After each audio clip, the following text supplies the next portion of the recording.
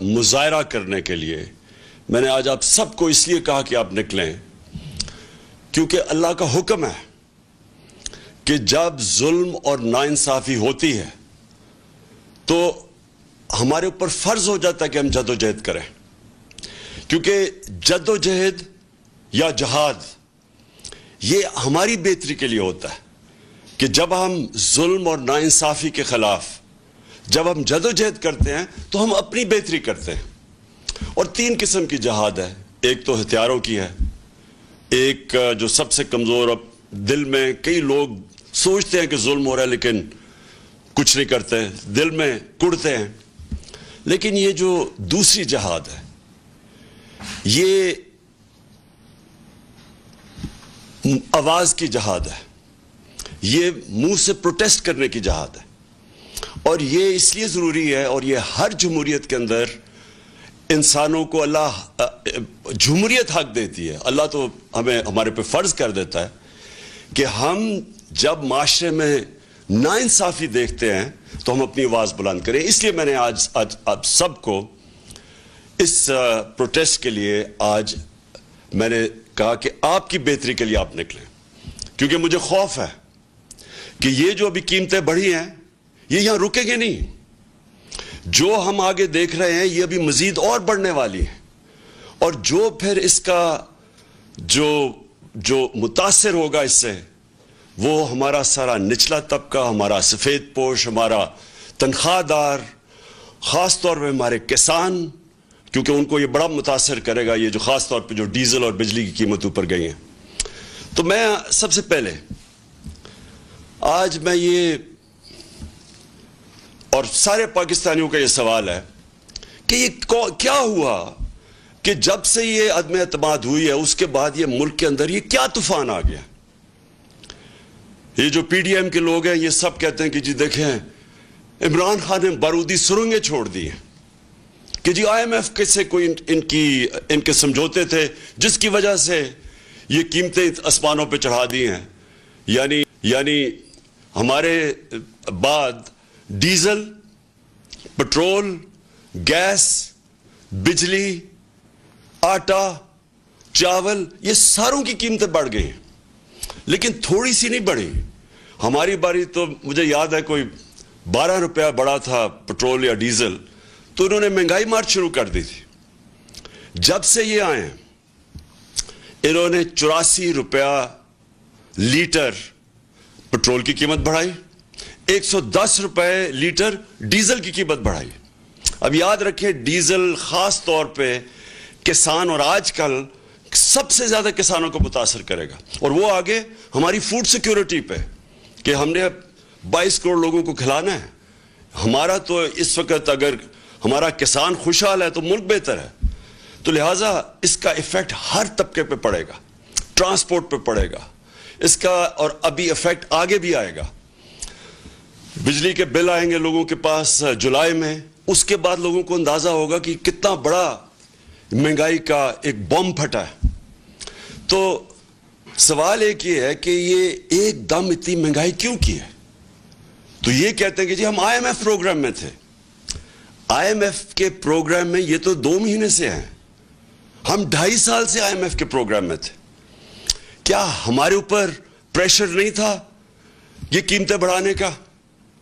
کیا ہم نے نہیں آئی ایم ایف سے ہماری بار بار نیگوسیشنز ہوئی؟ کیا ہم نے اپنے لوگوں کے مفادات کی حفاظت نہیں کی؟ اور یہ کیوں نہیں کر سکتے؟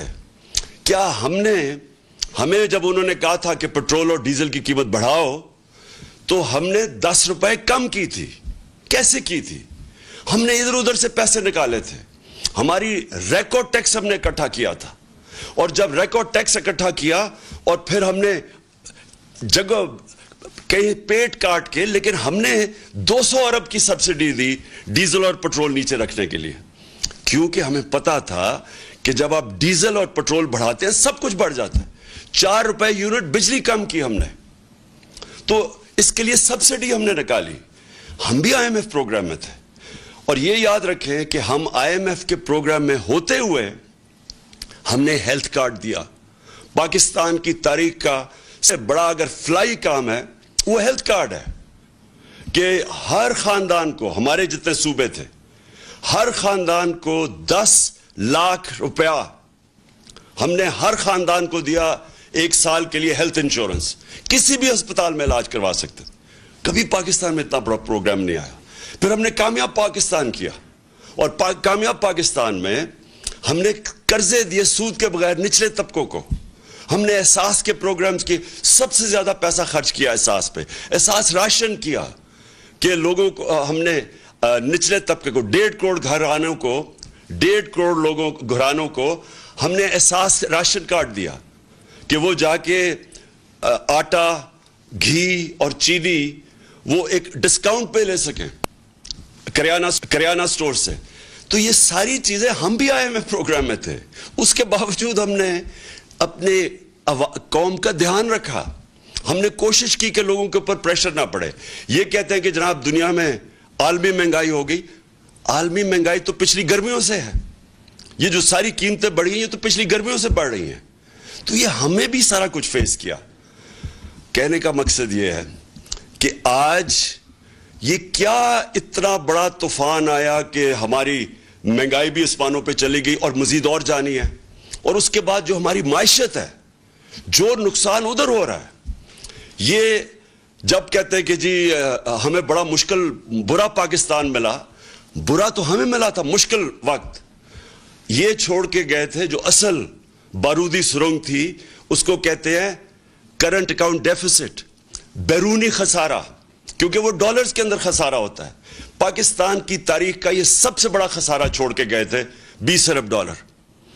اس کے باوجود تیسرے سال میں ہم بالکل خسارہ کم کر چکے تھے, اور خسارہ بھی کم کیا, اور 5.6% پہ ہماری اکانومی بڑھ رہی تھی. اور یہ یاد رکھیں کہ یہ کرونا کا سال تھا, اور اس سے جو 2 سال کرونا کے تھے, دوسرا اور تیسرا ہمارا سال کرونا کا سال تھا. اور کرونا کا کے باوجود 5.6% پہ پاکستان بڑھا, جب ہندوستان -7% پہ چلا گیا. ان کی گروتھ, ان کی دولت میں بجائے اضافہ ہونے کے نیگیٹو میں گیا. اس دور میں جس طرح پاکستان نے سب سے, یہ صدی میں ایک دفعہ اتنا بڑا بحران آتا ہے جو کرونا کا ساری دنیا میں عذاب آیا, تو پاکستان وہ ملک تھا چند ملکوں میں سے جس نے سب سے بہترین طریقے سے اپنے لوگوں کو بچایا, غریبوں کو بچایا, اپنی معیشت کو بچایا. اور اس میں آج خاص طور پہ پھر سے, میں پہلے بھی کہہ چکا ہوں کہ جو میں آج خراج تحسین پیش کرنا چاہتا ہوں ہماری NCOC جو ہم نے سٹرکچر بنایا تھا, جس کو اسد عمر اس کے لیڈ کر رہے تھے, جس میں سارے پاکستان کے ادارے تھے, سب نے اپنا کام کیا, جس میں پاکستانی فوج بھی تھی.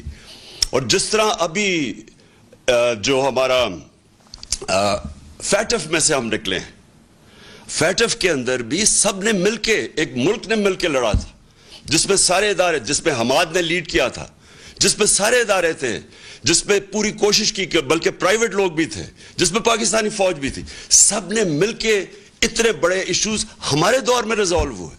اسی دور میں جب ہم IMF میں تھے, اسی دور میں جب عالمی بحران تھا, ایک قوم بن کے ہم اس سے نکلے تھے.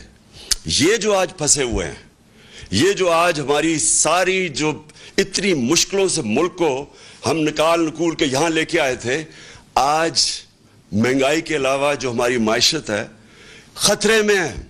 موڈیز کے اندر جو کریڈٹ ریٹنگ کرتا ہے کہ ایک ملک کی کریڈٹ ریٹنگ انہوں نے مائنس میں ڈاؤن گریڈ کر دیا ہے. اس کا کیا مطلب ہے؟ پاکستان کو قرضے نہیں ملیں گے. اگر قرضے ملیں گے تو بہت مہنگے قرضے ملیں گے. اور یہ دوسری چیز, وابڈا کا جو وابڈا کی ریٹنگ ایسی تھی کہ وہ خود انٹرنیشنل لونز لے سکتی تھی, اب جب سے یہ آئے ہیں اس کی بھی ریٹنگ ڈاؤن گریڈ کر دی ہے.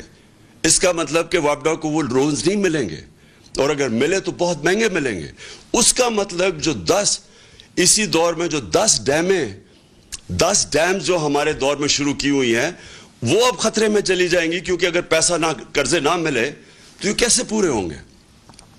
تو میرا سوال یہ ہے کہ جب یہ ملک ترقی بھی کر رہا تھا, اس کی 5.6% تیسرے سال میں اور 6% چوتھے سال میں جب اس کی اکانومی گرو کر رہی تھی, دولت میں اضافہ ہو رہا تھا, جب ریکارڈ ہم ٹیکس اکٹھے کر رہے تھے، وہ بھی ایک وجہ ہے کہ ہم پیسے نکال سکے عوام کے اوپر بوجھ کم کرنے کے، سبسیڈائز کرنے کے لیے. ریکارڈ 6.2 ٹریلین یعنی 6,200 ارب روپے کا ہم نے ٹیکس اکٹھا کیا، پاکستان کی تاریخ میں سب سے زیادہ. اور اسی دور میں سب سے زیادہ پاکستانی اوورسیز بیرون ملک پاکستان ریمیٹنسز ہمیں بھیجی 31 ارب ڈالر کی. 32 ارب ڈالر کی ہماری ایکسپورٹس تھی. اور جو ہماری فصلیں تھی، جو ہمارا ایگریکلچر ٹرانسفارمیشن پلان تھا، اس کی وجہ سے جو کسانوں کے پاس پیسہ گیا، جو ہم نے ان کی مدد کی، ریکارڈ فصلیں ہوئی ہمارے پاس. 4.4% پہ ہمارا زراعت ہماری آگے بڑھ رہی تھی. تو اس وقت کیا ہوا کہ آج سارا کچھ نیچے جا رہا ہے؟ اور وہ ہوا کیا؟ میں آج آپ سب کو یہاں بتانا چاہتا ہوں کہ ہوا کیا. ہوا یہ کہ ایک سازش ہوئی امریکہ سے، ایک سازش جس سے یہاں میر جعفر اور میر صادق ان کے ساتھ ملے. اس کے بعد انہوں نے پلان کیا ہماری گورنمنٹ گرانے کا. اس سے جو سیاست کے اندر، جو ملک کے اندر سیاسی ماحول تھا، وہ غیر یقینی ہو گیا، پولیٹیکل انسرٹنٹی ہو گئی. اس کا افیکٹ پڑا معیشت کے اوپر. میں نے جا کے نیوٹرلز کو، میں نے ان کو سمجھایا کہ دیکھیں اگر یہ سازش ہو رہی ہے، بڑا اچھا آپ نیوٹرل رہیں، لیکن یہ جو سازش ہو رہی ہے، اگر اس وقت گورنمنٹ کو گرا دیا گیا اس سازش کے تحت، تو یہ ان سے سنبھالا نہیں جائے گا. ہم نے بڑی مشکل سے یہاں تک آئے ہیں. یہ بڑی مشکل سے کرونا سے نکل کے جو کموڈٹی سپر سائیکل تھا، یہ جو جب یوکرین میں گیا روس اور جو جنگ ہوئی، تو اس کی وجہ سے جو اثرات تھے، بڑی مشکل سے ہماری معیشت یہاں کھڑی تھی. اب ان کو بتایا، پھر شوکت ترین کو کہا کہ ان کو بتاؤ کہ یہ وقت نہیں ہے اس ملک کے اندر یہ سازش کو کامیاب ہونے دینے، کیونکہ اس کا ڈائریکٹ اثر پڑے گا ہماری معیشت کے اوپر. اور مجھے افسوس سے کہنا پڑتا ہے کہ وہ ٹائم تھا کہ اس سازش کو ناکام کرنے کا، کیونکہ ہمیں پتا تھا کہ نہ ان لوگوں کے پاس قابلیت ہے، نہ ان کے پاس اہلیت ہے، اور ان کا مقصد ہی آنے کا کچھ اور ہے. ان کا مقصد اس ملک کی نہ مہنگائی کم کرنے کے لیے، نہ ان کا مقصد اس ملک کی ریفارمز کرنے کا تھا، اکانومی ٹھیک کرنے کا تھا. ان کا تو مقصد ہی کچھ اور تھا. اور وہ جو مقصد تھا، میں بڑا شکر گزار ہوں ان کے وزیر دستگیر کا، جس نے ٹی وی پروگرام پہ کہہ دیا. اب اس نے کہا ہمیں تو صرف یہ تھا، اور اس نے دو چیزیں کہی. اس نے کہا ایک تو ہمیں ڈر لگا ہوا تھا کہ اگر یہ رہ گیا، اس نے ججز اور ڈال دینے تھے، اور اس نے ہمارے جتنے لیڈر تھے انہوں نے جیلوں میں چلے جانا تھا، جس میں شہباز شریف نے بھی چلے جانا تھا. تو پہلا تو میرا سوال یہ ہے کہ کیا یہاں کی عدالتیں آزاد نہیں ہیں؟ کیا یہاں کی جو عدالتیں ہیں اس میں کوئی ہماری انٹرفیرنس ہوئی ہے آج تک؟ ہم تو وہ زمانہ نہیں کہ ہم ٹیلی فون کر رہے ہیں کہ جسٹس قیوم جی ہمیں کیس میں یہ رزلٹ چاہیے. ہم نے تو سپریم کورٹ کے اوپر کبھی سوچا نہیں حملہ کرنے کا. ہم نے کسی ادارے کو، ہم نے آج تک ہم نے اداروں کو چلنے دیا. نیب کا ادارہ جو چلا ہے، میں بتا دوں آج کہ نیب نے کوئی 280 ارب روپیہ اپنے سارے کوئی 18 سال میں اکٹھا کیا تھا. ہمارے 3 سالوں میں انہوں نے 480 ارب روپیہ اکٹھا کیا، کیونکہ ہم نے مداخلت کسی میں نہیں کی. تو میں جو آج سوال پوچھتا ہوں کہ یہ جو خرم دستگیر نے بات کی ہے، اس سے یہ واضح ہوتا ہے کہ ان کا تو مقصد تھا ہی نہیں اور کچھ سوائے NRO2 لینے کا. ان کا تو مقصد یہ تھا. اسی لیے یہ ساری جدوجہد تھی. 3.5 سال سے یہ بار بار جو بلیک میل مجھے کیا جا رہا تھا، یہ تو صرف چاہتے تھے NRO، دوسرا NRO. یاد رکھیے ان کو پہلا NRO مل چکا ہے. ان کو ملا، جنرل مشرف نے NRO دیا، جو ساری ان کے کرپشن کیسز تھے. 2 دفعہ ان کی حکومتیں گئی کرپشن پہ 90 کی دہائی میں. تو جو سارے ان کے کرپشن کے کیسز تھے وہ سب جنرل مشرف نے معاف کر دیے تھے. یہ جو ہے یہ NRO2 ہے. یہ انہوں نے 10 سالوں میں جو چوری کی تھی، یہ 95% جو کیسز ہیں، یہ سارے ان کے دور کے ہیں. یہ ان کے جو 10 سال تھے ان کے دور کے کیسز بنے ہوئے ہیں. اور اب انہوں نے کیا کیا؟ انہوں نے جو قانون لے کے آئے ہیں نیب کی امینڈمنٹس کا، میں آج آپ ساری قوم کو یہ بتانا چاہتا ہوں، انہوں نے جو نیب کا امینڈمنٹ قانون لے کے آئے ہیں، اور یہی قانون انہوں نے کوشش کی تھی جب ہم فیٹف کی لیجسلیشن اسمبلی سے پاس کر رہے تھے، اور ہمارا مقصد یہ تھا کہ فیٹف سی گرے لسٹ سے نکلیں، جو ان کی وجہ سے ہم گرے لسٹ پہ تھے۔ تو جب ہم نے فیٹف کا قانون پاس کیا تو انہوں نے تب کوشش کی، بلیک میل کیا کہ ہم فیٹف کے لیے تب ووٹ دیں گے جب آرو دیں گے اور یہ نیب کے اندر چینجز لے کے آئیں گے۔ تب آپ کو پتا ہونا چاہیے انہوں نے واک آؤٹ کر دیا، انہوں نے فیٹف کی لیجسلیشن نہیں پاس کی تھی، یہ باہر چلے گئے تھے۔ تو ان کے بغیر ہم نے فیٹف کی لیجسلیشن پاس کی، جس کی وجہ سے آج انشاءاللہ پاکستان نکل جائے گا گرے لسٹ سے۔ تو ان کا صرف مقصد NRO 2 تھا، اور انہوں نے کیا ہے؟ انہوں نے اب جو چینجز لے کے آئے ہیں، ساری قوم کو پتا چلنا چاہیے کہ 1200 ارب روپے کے کرپشن کے کیسز کل جب یہ قانون بنے گا ان کے کیسز ختم ہو جائیں گے۔ اس ملک کا 1200 ارب روپیہ جو چوری کیا ہوا تھا ان سروں کے ناموں پہ، وہ سارا ختم ہو جائے گا، یہ NRO 2 مل جائے گا ان کو کل۔ اب سوال یہ ہے کہ یہ جب کہتے کہ جی ہم بے بس ہیں، میرا ان سے سوال یہ ہے کہ اگر آپ سنسیئر ہیں اس ملک سے تو کیا آپ کو یہ جو 1200 ارب ہے اس میں سے اگر آپ یہ معاف کروا رہے ہیں، سوچیں یہ اس کا 400 ارب آ جائے تو ہم پھر بجلی کی قیمت نہیں چلا سکتے۔ اور پھر میں ان سے سوال پوچھتا ہوں کہ جب ہم نے روس سے بات شروع کر دی تھی تیل کی، اگر آپ کو فکر تھی اس قوم کی اور آپ سارا وقت 3.5 سال سے مہنگائی کی بات کرتے تھے، تو اگر آپ نے مہنگائی کم کرنی تھی تو آپ نے کیوں نہیں 2 مہینے ہو گئے کیوں نہیں آپ نے روس سے تیل کی بات کی؟ کیونکہ آپ امریکہ کے غلام ہیں، امریکہ کی اجازت نہیں ملتی۔ ہم نے جب تیل سبسیڈائز کیا تھا تو ہمارا پوری کوشش یہ تھی کہ اس کے بعد ہم روس سے سستا تیل لیں گے جو ہندوستان لے رہا ہے، جو سری لنکا لینے لگا ہے، جو بنگلہ دیش لینے لگا ہے۔ ہم نے بھی روس سے تیل لینا تھا اور اس سے پھر ہم نے لوگوں کے اوپر بوجھ نہیں آنے دینا تھا۔ انہوں نے بجائے وہ لینے کے روس سے تیل، کیونکہ ان کے جن کے یہ غلام ہیں ان کا حکم نہیں ہے ان کو، لہٰذا عوام کے اوپر بوجھ ڈال دیا۔ اصل مقصد جس کے لیے یہ آئے تھے وہ اب آپ کے سامنے آ گیا۔ NRO انہوں نے لینا تھا، NRO 2 اب انہوں نے خود ہی اپنے آپ کو دے دیا ہے، اور اس سے 1200 ارب روپیہ اس قوم کا یہ ہضم کر جائیں گے۔ پہلے سارا پیسہ ہضم کیا NRO 1 پہ، یہ دوسرا ہے اب۔ اور پھر جو دوسرا مسئلہ یہ ہے کہ پاکستان کو جدھر یہ لے کے جا رہے ہیں، اب مجھے خوف ہے کہ یہ اس طرف جا رہا ہے جدھر سری لنکا پہنچ گیا ہے، اور مجھے خوف یہ ہے کہ ہمارے پاس جس طرح یہ ہماری اب ریمیٹنسز گر رہی ہیں، ہماری 10% ایکسپورٹس گری ہیں پچھلے مہینے، جس طرح یہ ٹرینڈ جا رہی ہے، ہمیں خوف یہ ہے کہ ہمارے پاس ڈالر نہیں ہوں گے کہ ہم اپنا، جس طرح سری لنکا اب تیل نہیں خرید سکتا۔ آپ کو پتا ہونا چاہیے کہ جب ہم آئے تھے، جب انہوں نے نو کانفیڈنس کیا تھا تو ڈالر 178 روپے کا تھا، آج وہ 208 روپے پہ پہنچ گیا ہے۔ اور یہ صرف اور صرف اب ان کے پاس ایک راستہ ہے کہ یہ کسی طرح امریکنوں کے پاس اب جائیں گے اور ان کے پیر پکڑیں گے۔ مفتاح اسماعیل پہنچ گیا امریکن ایمبیسڈر کے پاس اور اس نے کہا کہ جی ہماری مدد کریں، کسی طرح ہمیں کوئی ریلیف دلوا دیں۔ تو مفتاح اسماعیل اور شہباز شریف کو میں یہ کہنا چاہتا ہوں کہ دیکھیں، یہ جو امریکن ہیں ان کی ایک بڑی ان کی فلسفی ہے، وہ یہ ہے کہ دیر از نو فری لنچ، کوئی چیز مفت نہیں ملتی، ہر چیز کی قیمت ہوتی ہے۔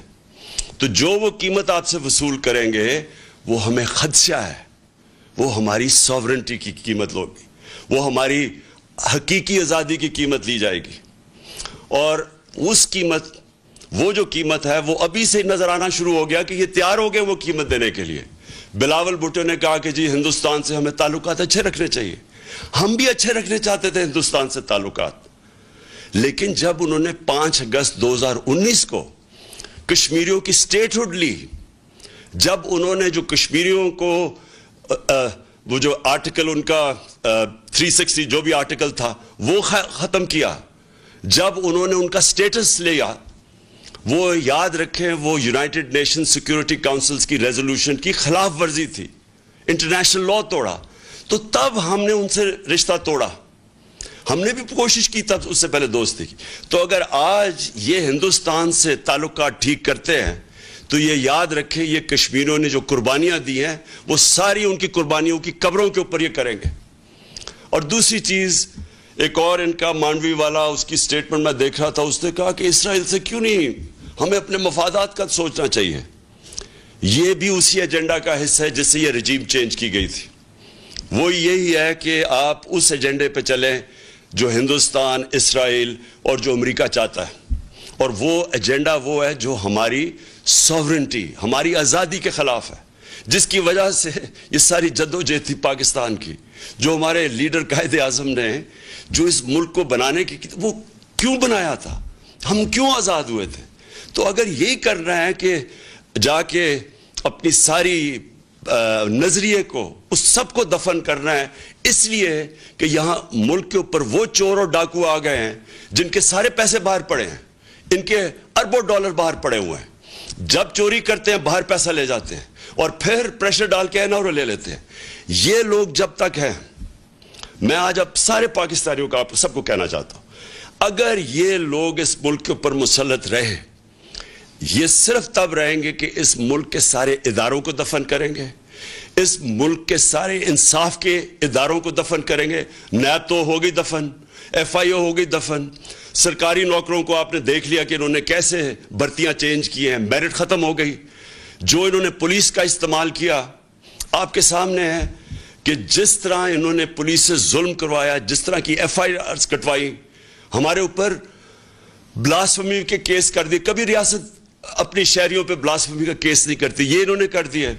اب 8 FIR میرے اوپر ہیں, ہمارے سارے لوگوں کے اوپر ہے. نوم چومسکی جو دنیا کے بڑے انٹلیکچول سمجھے جاتے ہیں, ان کا آج پڑھ لیں سٹیٹمنٹ. انہوں نے شہباز شریف کو خط لکھا ہے کہ یہ آپ سارے انسانی حقوق کی خلاف ورزی, آپ جمہوریت تباہ کر رہے ہیں اپنے ملک کی, اور یہ رہ گئے تو یہ جمہوریت, ایک جمہوریت کا جتنا بھی جس کے اوپر جمہوریت کھڑی ہوئی ہے سب ختم کریں گے. یہ جو جس طرف جا رہے ہیں, الیکشن کمیشن کو انہوں نے ساتھ ملایا ہے. پنجاب کے اندر جو الیکشن ہے, وہ ابھی جو بائی الیکشنز ہیں, ابھی سے ہی میچ فکس کرنے کی ساری تیاریاں ہیں, ہمیں ساری خبریں آ رہی ہیں. پولیس کا جو استعمال کریں گے اور کر رہے ہیں. ابھی ہمارا ایک کل ہمارے جو الیکشن لڑ رہا تھا, اس کے بیٹے کو گولی لگی, وہ آج ہاسپٹل میں ہے, اور اس کے سارے گھر والوں کے اوپر FIRs کاٹ دی. تو یہ ہمیشہ یہ جب ایک کرپٹ ٹولے کو اوپر بٹھائیں گے, جو کہ 30 سال سے یہ دونوں خاندان اس ملک پہ ہیں, انہوں نے ہمیشہ جو پہلے کرتے ہیں وہی کرنا ہے. اب تو جمہوریت سب سے پہلے اس کا نقصان ہوگا. یہ انہوں نے اخبار والوں کے, صحافیوں کے اوپر, سوشل میڈیا کے اوپر جو کریک ڈاؤن ہے, یہ کبھی پاکستان میں نہیں ہوا. جس طرح انہوں نے اینکرز کے اوپر FIRs کاٹی ہوئی ہیں, اور ان چیزوں پہ, چھوٹی چھوٹی چیزوں پہ اس وقت خوف پھیلایا جا رہا ہے. تو جو یہ راستہ پکڑا ہوا ہے, میں آج آخر میں ساری قوم کو کہنا چاہتا ہوں کہ دیکھیں, یہ صرف ایک طرح یہ اس ملک کے اوپر مسلط رہیں گے, اور وہ خوف طاری کر کے. یہ جو خوف ہے یہ ایک سب سے بڑا بت ہے. میں بار بار اپنی قوم کو ایک چیز سمجھاتا ہوں کہ لا الہ الا اللہ, کوئی خدا نہیں ہے سوائے اللہ کے. یہ جو ایک خوف کا بت ہے, یہ اس طرح کے لوگ جو کرپٹ لوگ ہیں, جن کی ہمیں ساری تاریخ پتہ ہے, باہر بیٹھے ہوئے ان کے لیڈرز, پیسے باہر بیٹھے ہوئے ہیں, وہاں سے بیٹھ کے اس ملک کو کنٹرول کر رہے ہیں, اور جدھر ان کے پیسے پڑے ہوئے ہیں وہ ان ملکوں سے ہی کنٹرول ہو رہے ہیں. اس ملک کی نہ انہوں نے آزادی رہنے دی ہے, نہ انہوں نے ادارے چلنے دینے ہیں, نہ انہوں نے جمہوریت چلنے دینی ہے. انہوں نے جتنی دیر یہ آئیں گے اس ملک کو مزید اور نقصان پہنچائیں گے, صرف اپنے آپ کو اوپر مسلط کرنے کے لیے. لہٰذا ہم سب نے مل کے, ساری قوم نے مل کے, ہم نے جدوجہد کرنی ہے. آپ نے سب نے تیاری کرنی ہے. میں آپ کو کال دوں گا. ہم نے مسلسل جو ہمارا حق ہے, ہمارا آئینی حق ہے پرامن احتجاج, وہ ہم کریں گے, اور وہ ہم تب تک کریں گے جب تک ہمیں صاف اور شفاف الیکشنز کی ڈیٹ نہیں ملتی. میں پھر سے کہہ رہا ہوں, الیکشنز نہیں, صاف اور شفاف الیکشنز اگر نہ ہوئے مزید اور انتشار ہوگا. جس طرح پھر سے میں کہتا ہوں جو پنجاب کے بائی الیکشنز میں میچ فکس کرنے کی کوشش کی جا رہی ہے اور جو ملوث ہیں اس میں, اگر اس طرح کے الیکشنز کروائے اس سے ملک مزید اور انتشار کی طرف جائے گا, حالات اور بگڑیں گے, سیاست کے اندر غیر یقینی فضا بڑھتی جائے گی, وہ معیشت کو افیکٹ کرے گی. صرف راستہ ایک ہی ہے صاف اور شفاف الیکشن کا, اور وہ ہم سب نے مل کے اس کے لیے جدوجہد کرنی ہے. پاکستان پائندہ باد.